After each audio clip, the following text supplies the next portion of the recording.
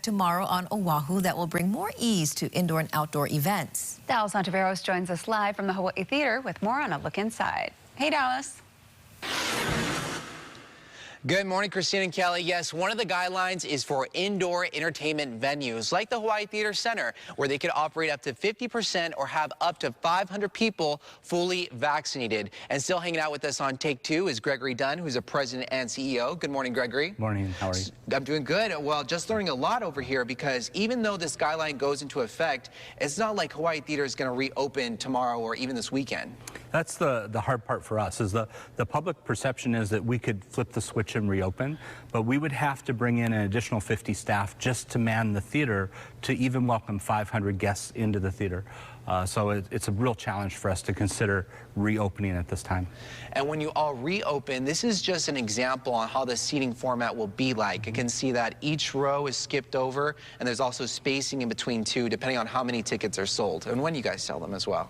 Right. Well, the Hawaii Theater has 1,450 seats, so to have 500 people socially distanced and spaced out, we would skip every other row, and then the white reserved markers on the chairs represent where guests would expect to sit. If you had a family of 4, we would have to then shift the seats around, and so we would have 2 and then another 2, or we would work with folks to put them in their seats. Let's talk about the beverage guideline into all of this, how, you know, beverages other than water can't be sold at indoor venues, which is tied to many jobs. How does that hurt you all?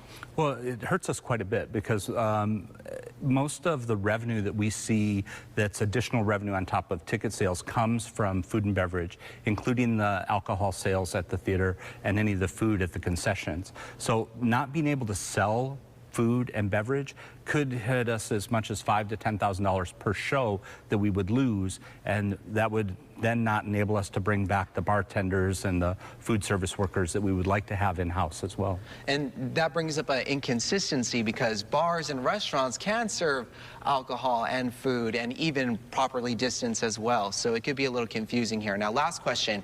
If there's anything that you would like to share, maybe Mayor Rick Blangiardi's watching, Governor Ige, what would changes need to happen, or what can be altered just a little bit so venues like the Hawaii Theater and many others across the island can operate and have some success, bring some revenue in?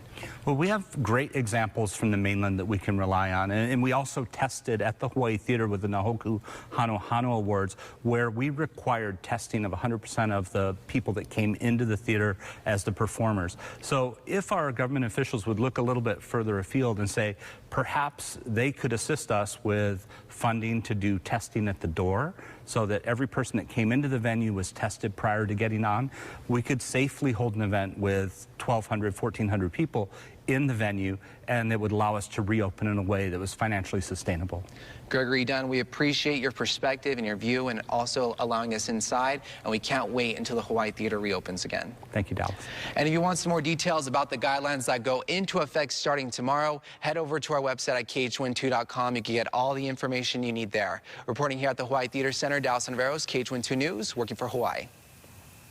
Thank you, Dallas. Coming up next on this Taco Tuesday, we're heading to Maui for a Food to Go segment. Yes.